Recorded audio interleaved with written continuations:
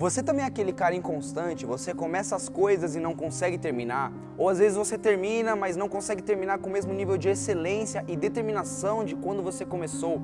Se você tem problemas com inconstância, este vídeo é para você. Meu nome é Daniel e hoje nós vamos falar sobre inconstância.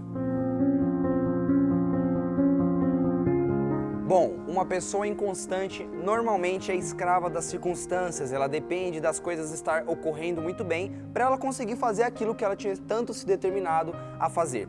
Uma pessoa inconstante também é conhecida por não perseverar. E em cima disso eu quero ler Tiago, capítulo 1, versículo 4. Ora, a perseverança deve ter ação completa, para que vocês sejam perfeitos e íntegros, sem que lhes falte nada. Ou seja, nós devemos ter uma perseverança completa e íntegra. Íntegro é algo inteiro. Se a nossa perseverança não é completa, na hora de nós cumprirmos alguma coisa que nós nos determinamos, nós vamos ser escravos das circunstâncias, vamos ser abalados por elas e nos tornaremos pessoas inconstantes. Bom, uma pessoa inconstante também está a todo momento tomando decisões erradas. Como ela fica escrava da situação estar de uma forma positiva, favorável para ela, ou não, às vezes ela se precipita nas suas decisões e acaba tomando algumas decisões erradas.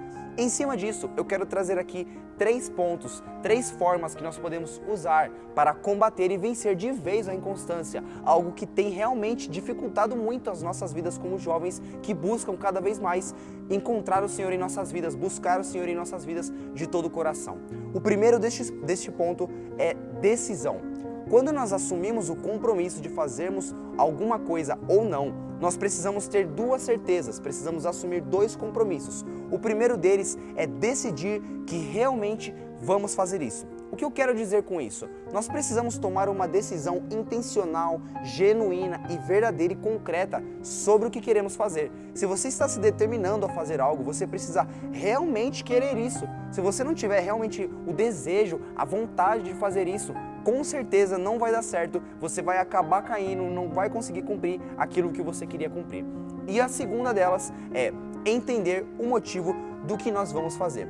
Por exemplo, numa pessoa que está determinada a ter uma vida de devocional, uma vida de devoção diária, nós precisamos entender quais são as motivações, qual que é o motivo, o porquê você está fazendo isso.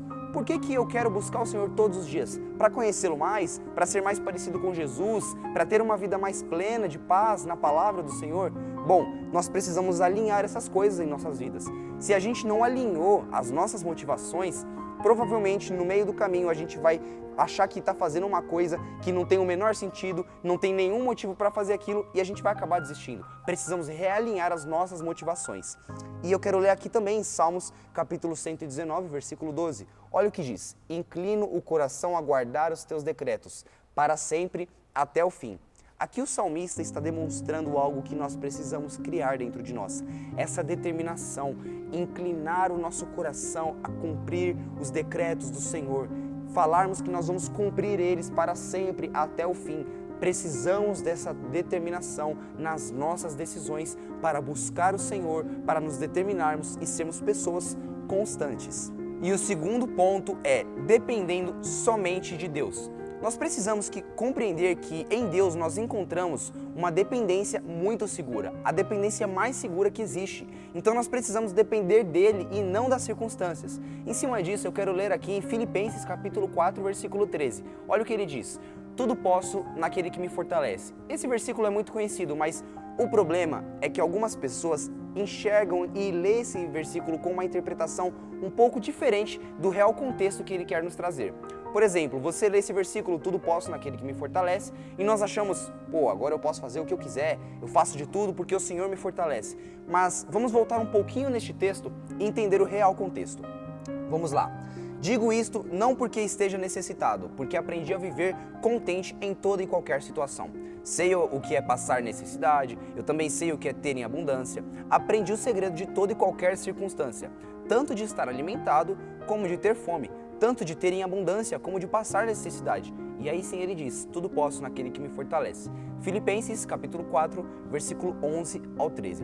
Então aqui Paulo está mostrando para nós que ele aprendeu a confiar no Senhor em toda e qualquer circunstância. Já esteve em circunstâncias onde ele tinha muito, circunstâncias onde ele tinha pouco, Mas o que aconteceu? Ele aprendeu a fixar os olhos no Senhor, ele tirou os olhos das circunstâncias, aprendeu a conviver com elas. Por quê? Porque o Senhor o fortalece, tanto no dia bom quanto no dia mau. Quando nós somos pessoas inconstantes, nós dependemos de um dia de sol para fazermos as coisas do jeito certo. E aí quando vem um dia de chuva, um dia de tempestade, um dia de vento, a gente se desanima, a gente fica para baixo e a gente não consegue continuar. Mas quando nós entendemos que o Senhor nos fortalece em todas as circunstâncias, Ele está no dia de sol, mas também está no dia de montanhas, no dia de chuva, no dia de tempestade, nós conseguimos continuar e perseverar. Então nós precisamos depender de Deus em tudo. Olha aqui o que diz em Salmos capítulo 20, versículo 7. Uns confiam em carros de guerra, outros em seus cavalos. Nós, porém, invocaremos o nome do nosso Senhor, nosso Deus. Por quê? Porque muitos confiam nas coisas externas, nas coisas deste mundo. Mas nós vamos invocar o nome do Senhor, nós vamos confiar no Senhor. Por quê? Porque Ele é a nossa salvação, Ele é que nos fortalece. Com Ele nós conseguimos continuar e perseverar num caminho constante.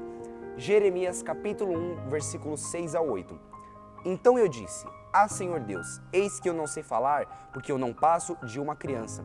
Mas o Senhor me disse: Não diga que não passo de uma criança, porque a todos que eu o enviar, você irá, e tudo o que eu lhe ordenar, você falará. Não tenha medo de ninguém, porque eu estou com você para livrá-lo, diz o Senhor. Então, nós muitas vezes entramos nessa mesma ideia que Jeremias entrou. Tipo, Deus, eu sou muito criança, eu sou muito pequeno, eu não sei falar. Ou, por exemplo, Senhor, eu não tenho tempo para buscar você, eu sempre fui um cara inconstante. Isso é semelhante até ao que Moisés, como foi com Moisés quando o Senhor chamou ele para libertar o povo do Egito, onde ele se via incapaz e falava: Ah, Deus, mas chama outro e tal.